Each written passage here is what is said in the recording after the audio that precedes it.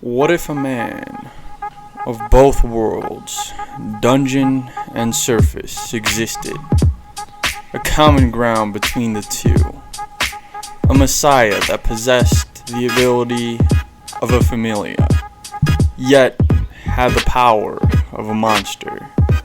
What if this person was Cranel, blood of Zeus, and last member of his familia? Well, that's what we're going to be talking about today. So, sit back, relax, and enjoy.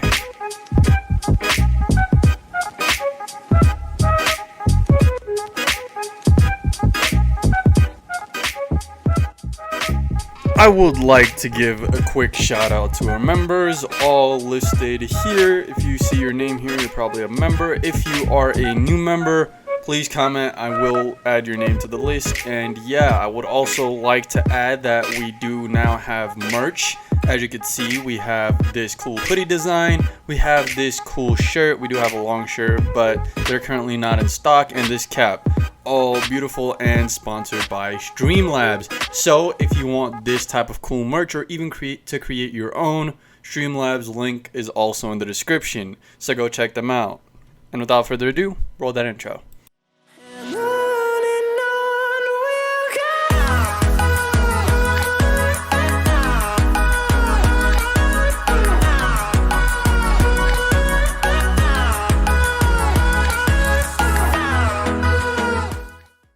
Bell would feel his bones cracking, shattering even, his muscles ripping, trying to keep himself in one piece.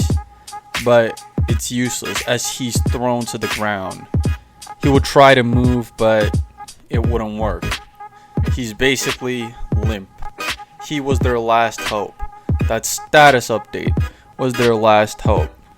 He would frantically look around for Hermes to see if he had another, to only witness the giant tracking towards where his allies had stood.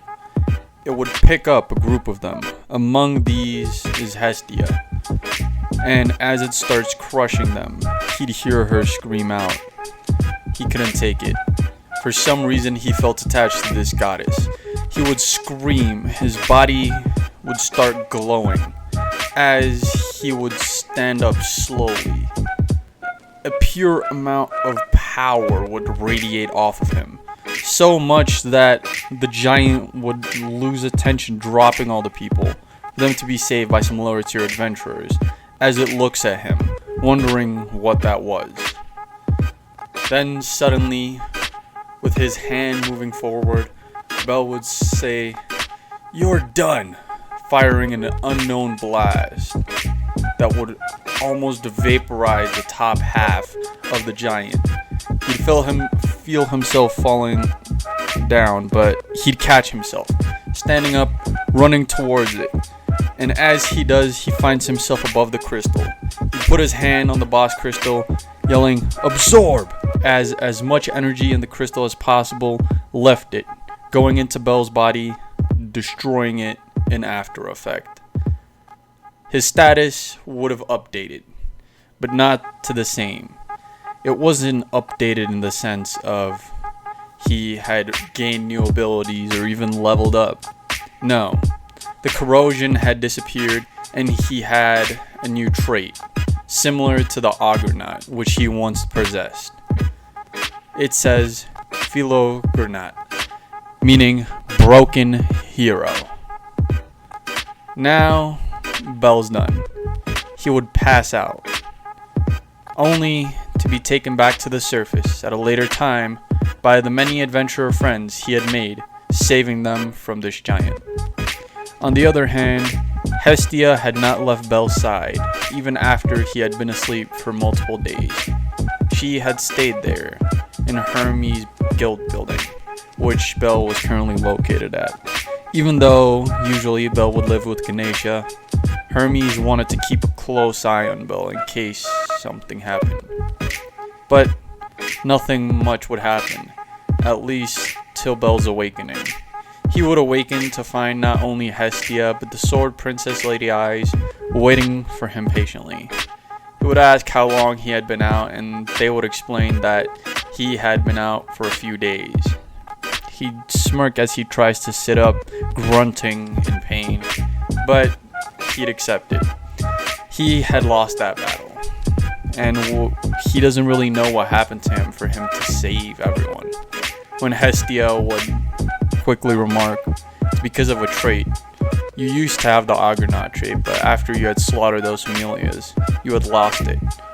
Fragonaut, similar to the Argonaut trait, means broken hero. Someone who had been put down more than they should have, and rise back only stronger. You are our hero, Bell Cranel. Bell's face would light up as he looks Hestia in the eyes, and somewhat a fluster would appear on his face. He'd quickly cover his face, acting a lot more childish than he usually does. Pretty flustered, to be honest. And as he's in this flurry of flusterness, the Sword Princess eyes would actually say, "Thank you for saving me and my familia." At this point, Bell is shook. He doesn't know what to do because Eyes is independent. Her not beating the giant off the bat was surprising to him. That thing must have been super amped if even a level 5 would lose to it.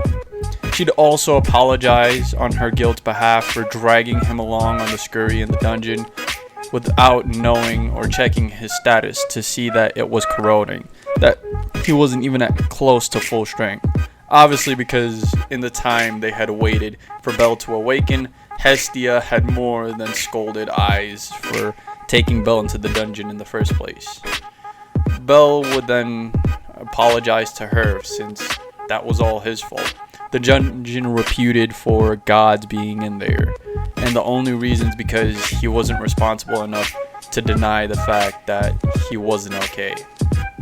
Hestia would then jump up on the bed, hugging Bell, saying, "I was so worried," obviously in a crying frenzy, but Bell would note something. How's my body okay? I had broken absolutely everything.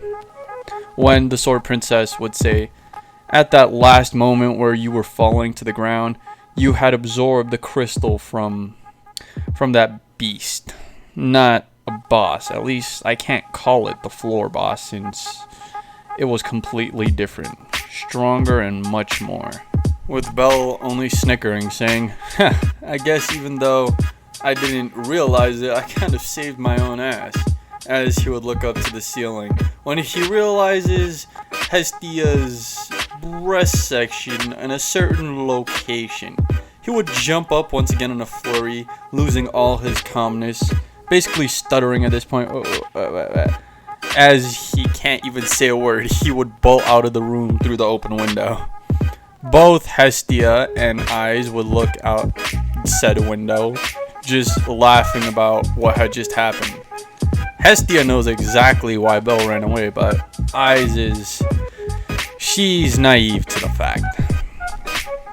Some days would pass and Bell would eventually return. He had went to go spend some more time in the dungeon. He'd absorbed a lot of beasts. He had realized that if he keeps absorbing monsters, his status won't fade away as fast. But not even this new ability will keep his status alive.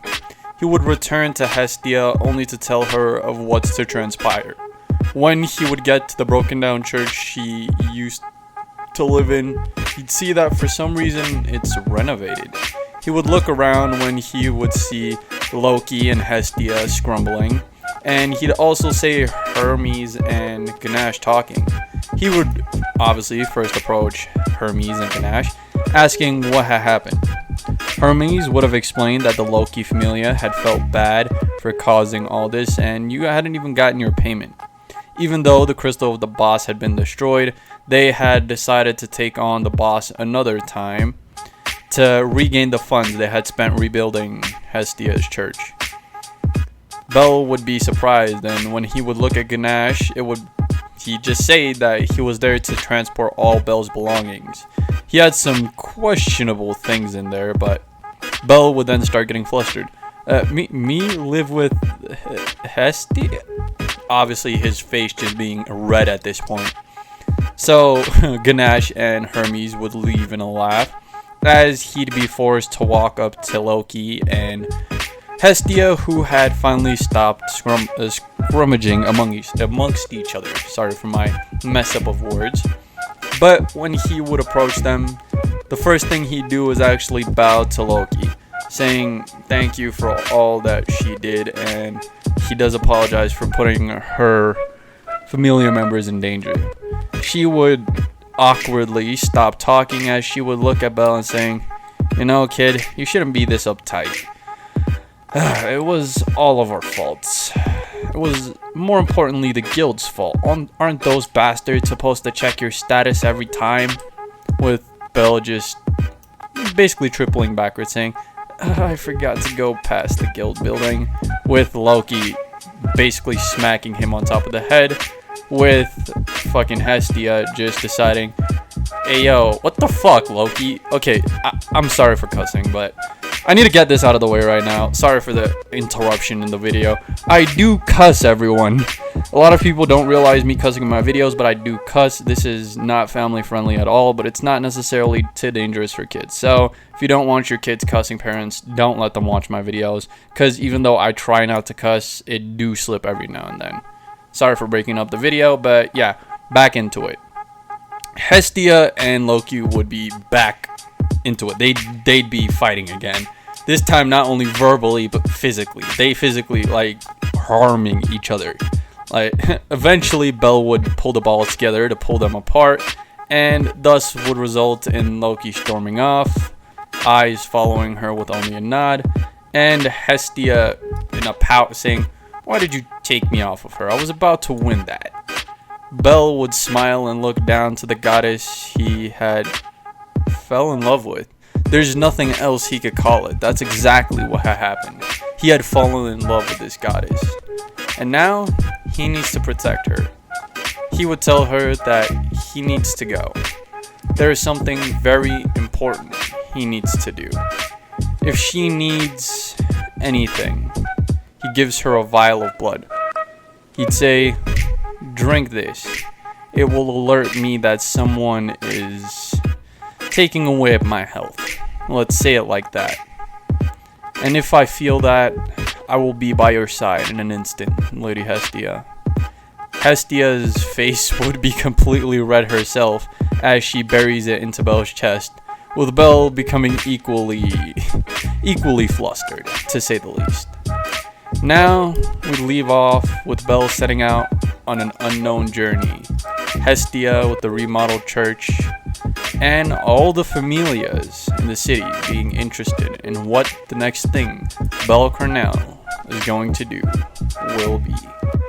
So yeah, that is going to be it for this part, guys. I really do hope y'all enjoyed. I do see a lot of y'all being like, "Why is it so short?" I average my videos around 12 to 15 minutes, at least for the non-machi waters. Danmachi doesn't have a lot of content to go over, and I still do want to have a few parts out. I don't want to shove too much into one video, because then the series is going to get a little repetitive to make, because that's just me putting more detail than I need to. And also, like I said in that little intersect, I do cuss, I do some messed up stuff in my video. So parents, if you're watching this, if you don't want your kids being around me, just block my channel, bro.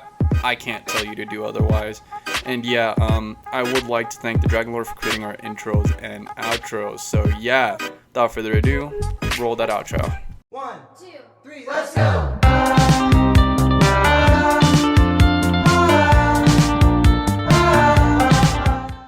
Subscribe for more. Yada yada does it.